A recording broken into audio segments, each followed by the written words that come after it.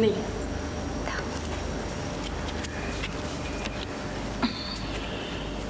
একটা কথা বলি বৌঠান।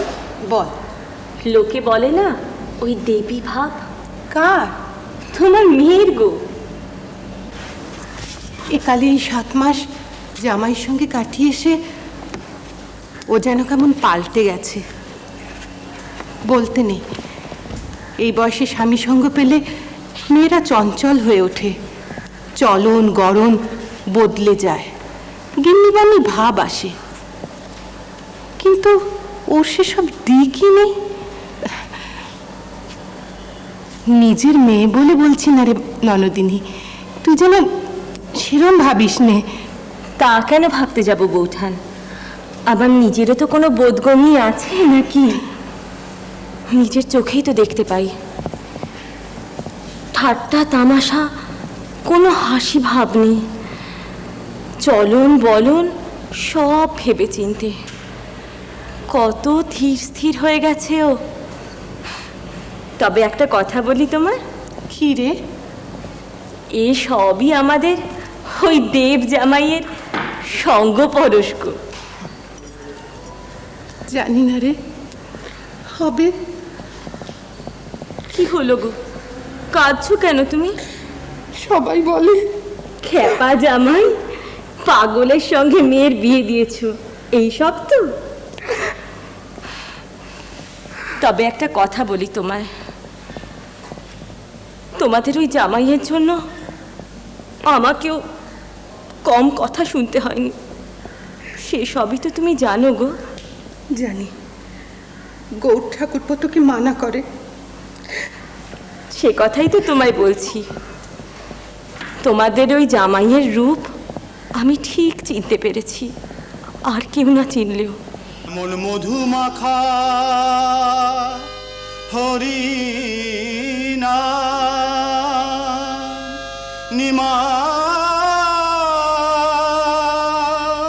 কোথা হতে এনেছে, একবার শুনে হৃদয় বিনে অমনি বেজে উঠেছে। একবার শুনে হৃদয় বিনে অমনি বেজে উঠেছে। বহুদিন শ্রবণে শুনেছি ওই নাম, কভু তো এমন করেনি পরাণ। আজ কি যেন কি এক নব ভাবলয় হৃদয়ে মাঝারে হতেছে। কেটে গেছে বিষম নয়নের ঘোর, গলে গেছে কঠিন হৃদয় মোর। কেটে গেছে বিষম নয়নের ঘোর, গলে গেছে কঠিন হৃদয় মোর। আজ কি যেন কি এক উজ্জ্বল জগতে আমায় নিয়ে চলেছে। আজ কি জানো কি এক উজ্জ্বল জগতে আমায় নিয়ে চলেছে।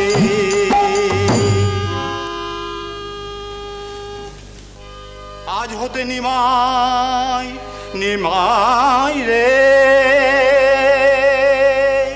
আজ হতে নিমাই তোর সঙ্গে রব, জ্ঞানের গরব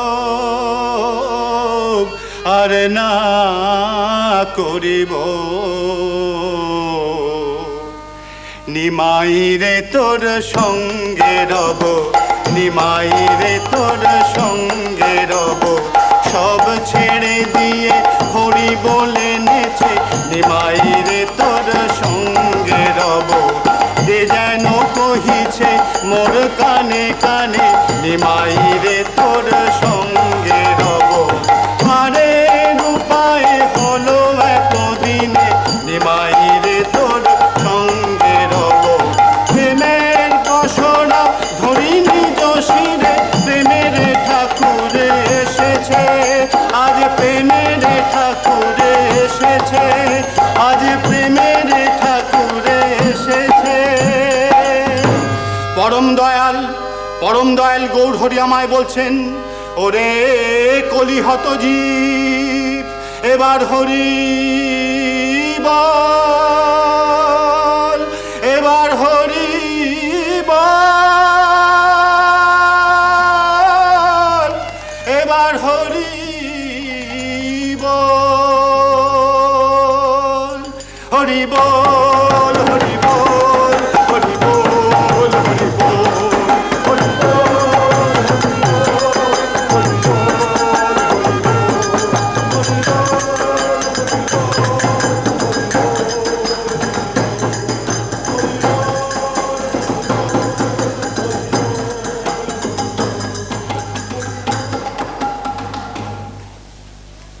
ও ভাই, তোকে একটা কথা বলতে বড় স্বাদ হয় রে।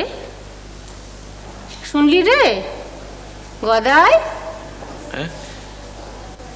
হ্যাঁ হ্যাঁ গো, হ্যাঁ গো, বল, বলো কি বলবে, বল বল বল। তুই কি এখান থেকে কলকাতায় চলে যাবে? সে তো তোমার ছেলে জানে গো। হিদু? আরে তোমার ছেলে তো আমাকে দু ফালা করে রেখেছে। কেমন? এক ফালা দেব অংশ আর এক ফালা নর অংশ। হ্যাঁ গো, ওই দেব অংশ ওটা অবশ্য আমার কাছেই থাকে, কারণ ওটা তো জগন্মাতা। আর ওই নর অংশ ওটা ওই ঋদুর কাছেই জমা থাকে। ও যখন যেমন চায় তেমনই তাই করি। এই যেমন ধরো এই কামার পুকুরে চলে এলাম, তারপর ওখান থেকে জয়রামবাটিতে এলাম, তারপর সেখান থেকে আবার এখানে এলাম। এখন শুনছি আবার মন্দিরে ফিরে যাব, সেখান থেকে নাকি তীর্থে যাওয়া হবে। শোন, হ্যাঁ, তুই হিদুর কথা শুনিস নে। ওকে তো আমি পেটে ধরেছি, আমার থেকে তুই বেশি চিনিস নে। কখন কোন ঘাটে বেচে দেবে তার কোনো হিসেব আছে? অত সোজা? হ্যাঁ, বেচে দেবে অত সোজা? তা ওকে আমার মালিকের কাছে হিসেব দাখিল করতে হবে না? তুই তো সোজা সরল মানুষ। না গো না, আমি যেমন আমি তেমন। যেমন আমি তেমন। তা তুমি তো জিজ্ঞেস করলে না যে আমার মালিকটিকে?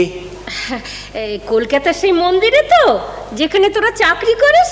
হ্যাঁ গো, আমরা দুটিতে ওই একই দালানে চাকরি করি। অবশ্য ওর মালিক আলাদা আর আমার মালিক আলাদা। ওর মালিক হলো ওই রানীর জামাই, আর আমার মালিক হলো বিশ্বেশ্বরী, জগৎ জননী। আমাকে বেচে দিলেই হলো, সে এমন ঝুঁটি ধরে নাড়াবে না, তখন বুঝবে ঠেলা। হীরা